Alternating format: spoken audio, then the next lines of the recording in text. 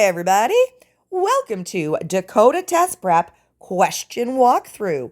In this video, we're going to talk about transformers, specifically the overcurrent required to protect the transformer. Now, before we get started on the actual question, when it comes to transformers, we have three kinds we need to consider. We have over 750 volts. Then we have under 750 volts, dry type, and then under 750 volts, it says other than dry type. So basically in my brain, I pretend it's wet because it's just easier for me to go, is it wet or is it dry?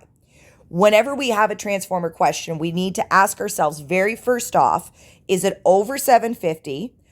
Or if it's under 750, is it dry or is it wet? Because I'm going to be honest with you, transformer overcurrent, it's tricksy. It's very, very, very tricksy. And depending on if it's over 750 or under 750 dry or under 750 wet, transformer overcurrent code is all freaking over the place. So here's our question. What size of circuit breaker is required to protect the primary of a 350 kVA, three-phase, 4160-600 transformer with 5% impedance? It's specifically asking about the primary, which is 4160 volts. So we're going to use the over 750. And the specific code for this one is 26250. If we use any other code, we're going to get this question completely wrong. So it is exceptionally important you always make sure over 750, or if it's under 750, is it dry or is it wet? So now let's erase all of this. We'll leave the code in there though, just in case you want to use it. What is it asking for, the question specifically? It's asking for overcurrent. What type of overcurrent? It's asking for circuit breaker. When it comes to transformers, again, if it's over 750, under 750, sometimes it matters what type of overcurrent, sometimes it doesn't. Sometimes there's just an overall code rule that says whatever the overcurrent is, use this multiplier. But depending on the other code, it might say if it's this type, you use this multiplier. If it's another type, use this multiplier. As I just said, transformer overcurrent, absolute disaster. So what is it asking for? Overcurrent. We're just going to hedge our bets and say what type of overcurrent? Circuit breaker. Great. What do we have? We have our transformer info, and very specifically, we have the code that we need.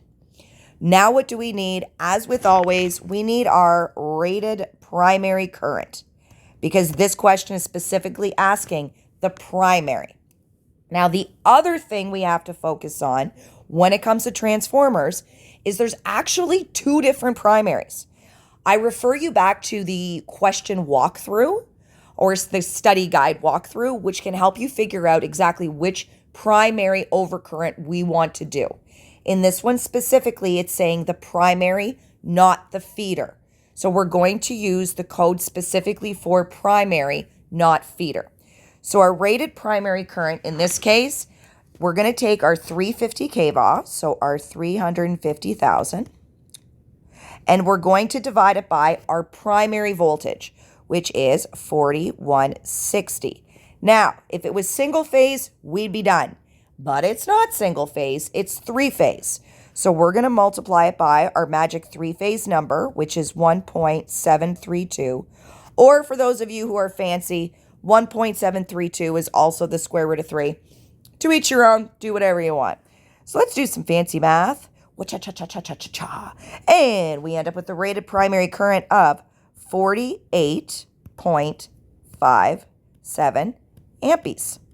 Beautiful. So now we go to code 26250. We look up the code specifically for primary, not primary feeder, and it tells us that our multiplier specifically is 300%. We are going to multiply our 48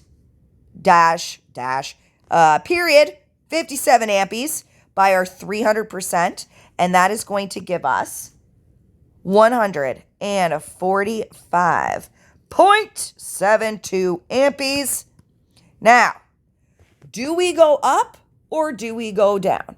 Again, transformer overcurrent code is an absolute disaster. Sometimes you go up, sometimes you go down. Again, it all depends on if it's over 750, if it's under 750, if it's dry, if it's wet, which is why it is so vital you make sure you go to the very, very, very specific code.